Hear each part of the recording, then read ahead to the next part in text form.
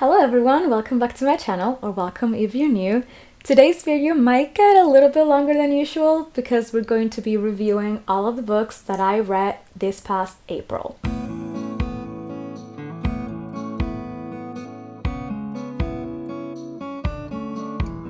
Last month I read a total of 14 books, most of which you'll recognize from my April TBR books. I only wasn't able to read one of them because April got pretty busy towards the end there and I didn't have much time to read, so unfortunately I didn't have time to pick it up. As always, continuing with the trend of this last few months, I read 2 more volumes in the Lumberjane series, Volume 7 A Bird's Eye View and Volume 8 Stone Cold.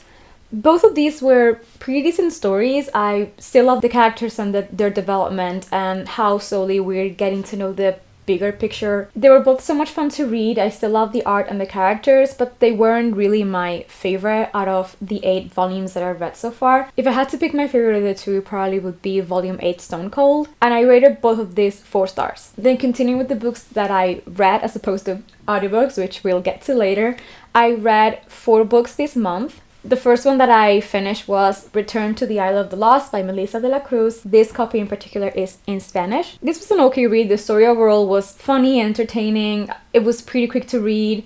Very simple, I guess, because it's meant to be for kids, but it was still enjoyable. One of the things that I noticed being bilingual is that it's very noticeable that it's a translation. I've read plenty of translated books before, and sometimes it's not as obvious, but with this one in particular, there were some sentences and constructions that felt really literally translated instead of adapted, if that makes sense. I did translation in college as a master's degree, particularly literary translation, and this one feels like a translation, while other books that I've read that are translations don't feel as such, or not as much, you know? I don't know if I'm explaining myself, but yeah, that was something that kind of took me out of the reading experience at times, but still, in general, an enjoyable story. I like these characters, to be honest. I'm a huge fan of the Descendants series in general. So yeah, I enjoyed it. It was fun, it was interesting, and I rated this 3 stars. The second book that I read in April was one that was not part of my TBR. It's A Sunshine Court by Nora Sakavek, because I'm a big All for the Game fan. That's probably something that I should tell you about myself. I was originally not planning on reading it. It was not in my TBRs. Like, it was not in my jars at all. Mostly because Nora said that she was gonna release it when she would release it, and I wasn't really paying that much attention. It was like, whenever I find out that it's out, I'll grab it. That's what I did. The minute it came out, I bought it on Kindle, and I think I read it in like 2 days. 2-3 days, something like that. I don't want to talk about it. I don't want to talk about my obsession with this universe. It's probably a bit unhealthy. To be honest, this book is mostly just vibes and there's not much plot to it, but I don't know, sometimes I enjoy myself some like slower pace, more of a healing kind of book, and this book it feels very much like that, like a healing journey. One of my favorite things from the All for the Game series is the found family trope and the dynamics of these characters start developing, and yes, it's a dysfunctional found family, but it's still a found family. And I'm really excited to see how this keeps going with these series. I believe it's going to be a duology only, but this book, I already loved it. And the things that we were already seeing, I love these characters with my entire heart, okay? I will give my life for them. I don't care if it's controversial. I don't care if the series is not the best. I love it. I rated it 5 stars. Even though that might be just because I'm a bit biased by this series. Next, I read Royals by Rachel Hawkins. I've seen this book also is called Prince Charming in some places, I think. There's like 2 covers. A little confused by that myself, but whatever. I'm just gonna keep calling it Royals. This was okay. It wasn't mind-blowing or anything. I did like the romance. It felt a little weak at points, but I liked the banter between Daisy and Miles, and it was fun, it was cute. Some things were a little bit, I don't know if I want to say unrealistic, but I don't know, some things took me out of the book. Some characters felt not fully developed for the amount of page time that they got, so that was weird sometimes, but overall it was just a nice, quick little read. It was fun and entertaining, but nothing special in my opinion. I rated it 3.5 stars, rounded down to 3. And then the last book that I read physically this month was Something Spectacular by Alexis Hall. This is the second book in a series, and in general my feelings about this series and this author in general are a little bit mixed. I've only read 4 books by them, and they're all part of series. The first 2 are part of the London Calling series, I think that's what it's called, and they're boyfriend material and husband material. And I feel like especially boyfriend material had a lot of hype, and a lot of people were loving it, and I read it, thought it was good. It didn't blow my mind or anything, and I thought it was just gonna be a standalone, and then I found out that it was not, that there was a second book coming out. And I read the second book. I actually listened to it on audiobook because I couldn't get into the book. I thought it was good, that series. The first one, I liked it a little bit more than the second one, but I didn't really fully grasp the hype that people had with that series. And then this other series, I read the first book in September or October of last year. I did enjoy it. I think one of the things that I like is that it feels like it's not taking itself too seriously. It's a fun time. There's a lot of unrealistic things and like really just crazy things happening sometimes, but that's what makes it fun and interesting and just had me laughing a lot, which is something that I appreciate. I feel like the difference with the London Calling series is the London Calling series is a little bit more serious, takes itself a little bit more serious than this other series. Something Fabulous and Something Spectacular is just honestly a bunch of characters that do the most outlandish things sometimes, but that's the fun of it, and that's why I enjoy it. I rated this book 3.5 stars, rounded up to 4. And so at last, we've made it to the bulk of this video, which is the audiobooks. This month I listened to 8 audiobooks. I do most of my reading with audiobooks because I don't really have a lot of time to sit down and read physical books, and when I'm on the go, I just pop on audiobooks basically all the time. So the first book that I actually finished this month was an audiobook, and it was Super Sad True Love Story by Gary Steingart. This book, I know I have it physically, but I listened to it on audiobook because I just could not get into it. And usually when I cannot get into a book, I try the audiobook for like at least like 25%, and if I feel like I might enjoy it at some point, I keep pushing and I keep listening to it because it's always easier with audio.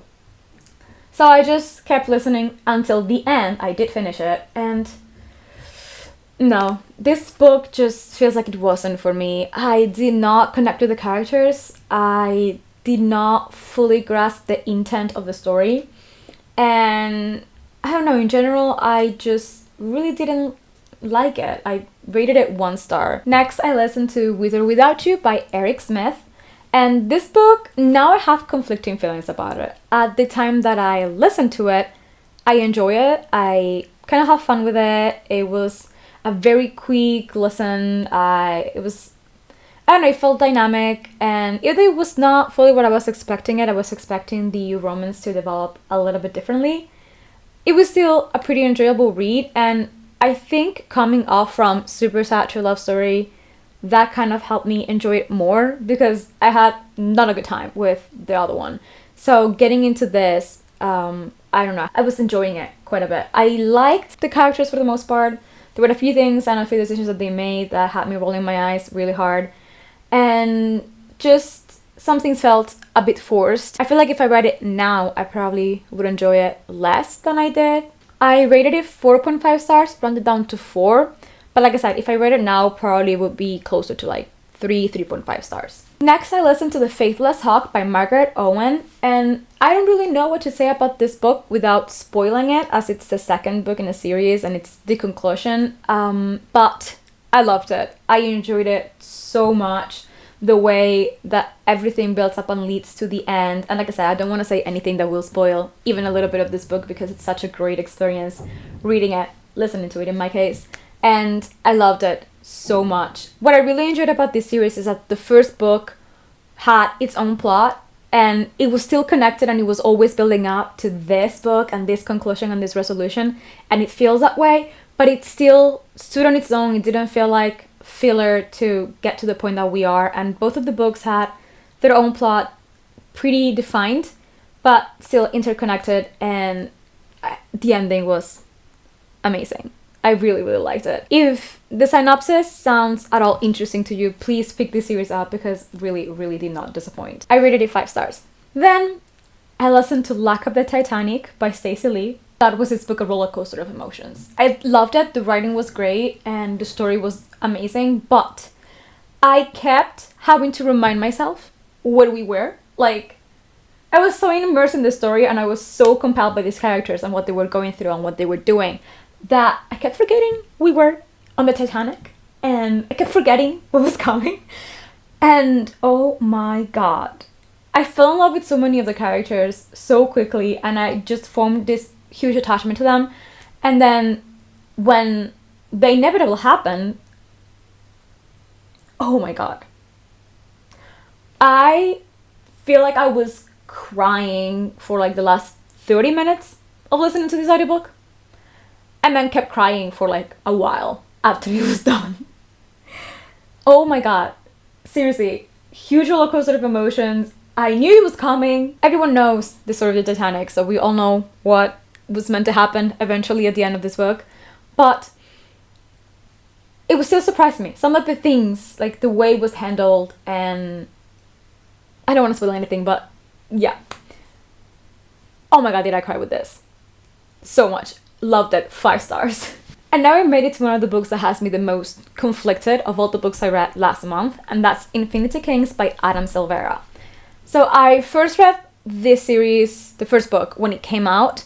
It was my first Adam Silvera book, which as I finished it and like knew how I was feeling about it, I was like, maybe not the best idea to start reading Adam Silvera with this book, but I made the decision, I read it, and it was okay.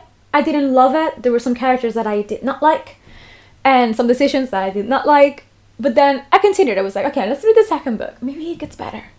And the second book, I was like, no, I don't really like this. But at that point, and with the ending of the second book, I was like, okay, I need to see this conclusion. I need to know how it ends.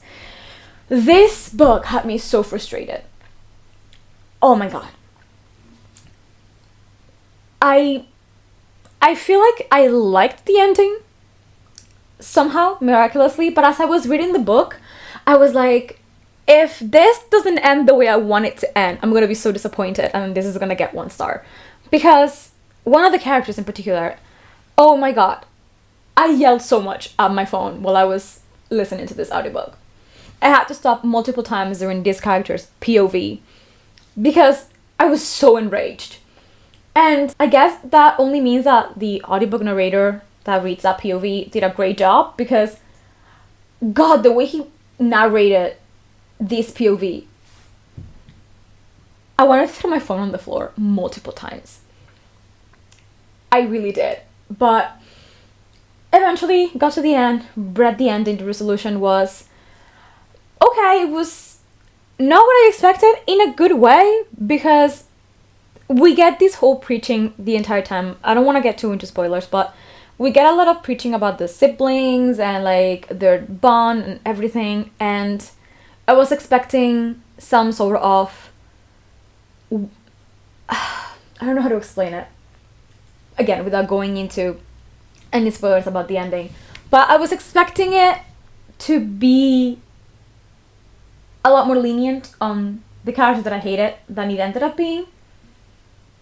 It was still lenient, but it could have been a lot worse. So I ended up liking it for the most part. Two of the things, let's say kind of 1 or 2, I don't know, because it's the same thing. I don't like love triangles at all, and there were 2 of them in this book. One of them felt completely unnecessary, and the other one, I didn't like the way it was resolved. So that's weird, right? The love triangle that I feel was unnecessary to add, I liked the resolution, and then the love triangle that felt interesting, I didn't like the resolution.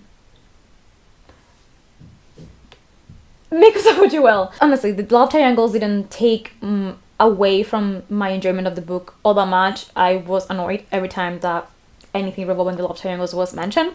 But in general, the rest of the plot was interesting enough to keep me going during this book, even though I hated one of the characters and I hated the love triangles.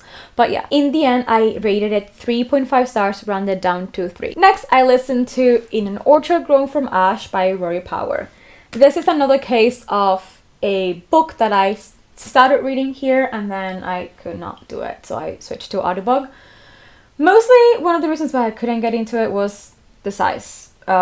Intimidated me and I was not enjoying the story all that much, so I ended up switching to audiobook. This book left such a weird bad taste in my mouth because I'm pretty sure everything that Rory Power has published so far, and I've loved her books until this series. The first book in this series had me like not fully convinced that I would like it. I was no.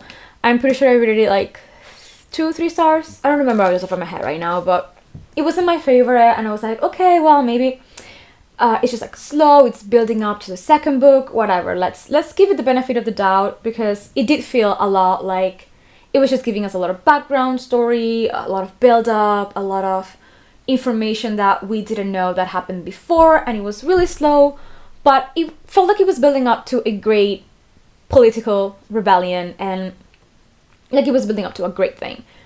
But it didn't pan out in this. This book felt... I don't really know how to explain it. I just really didn't like it. This book feels like it takes everything that was built up in the first book and just like smashes it down and does something entirely out of pocket that does not make sense to me. I did not enjoy it.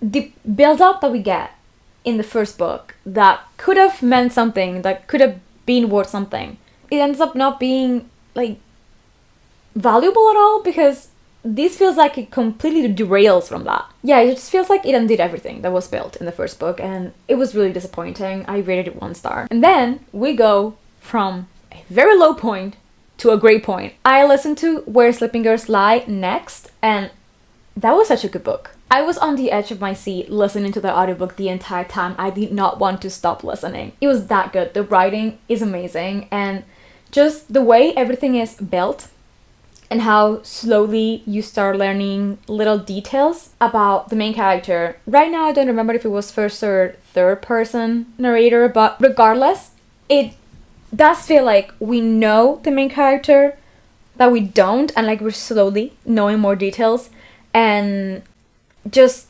everything was really well built, really well done, and all the revelations, the way it was handled and the way it was written, it was so well done. I adored every single second of this audiobook. I think that the story within it is really important and really well handled. Anyway, I don't want to talk too much because, again, I don't want to get into any sort of spoilers, so I'm gonna leave this at that. But I love this book so much. It consumed me the entire time I was reading it. I could not think about anything else. And even though I've had other 5-star reads so far this year, I feel like this is my first true 5-star read of the year. Like, it's the one that actually deserves it, like 100%. And then my last read of the month was A Cruel and Faded Light by Ashley Shuttleworth.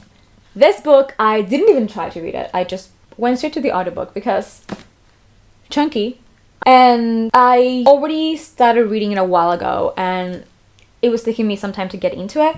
So I just decided to jump straight into it with an audiobook because I felt like it was gonna help me get to it and not struggle. And also it was near the end of the month and I didn't have a lot of time to sit down and read physical books, so I just grabbed the audiobook. This book, and this series in general, I feel like there's so many characters that have POVs in this series that the build-up feels very slow because you're jumping from head to head and seeing what each of these characters is thinking individually and their own separate stories, and slowly how they're gonna build up to reach to the point where they're all colliding. And I feel like that makes it feel slow. I get that it could have been maybe condensed, some of the storylines could have been shortened or maybe left for a different book, but in general, the plot is good. I like the characters and I enjoyed it. It just does feel like sometimes it's a little too slow, or that it expands a little too much on certain plot points that are maybe not as necessary.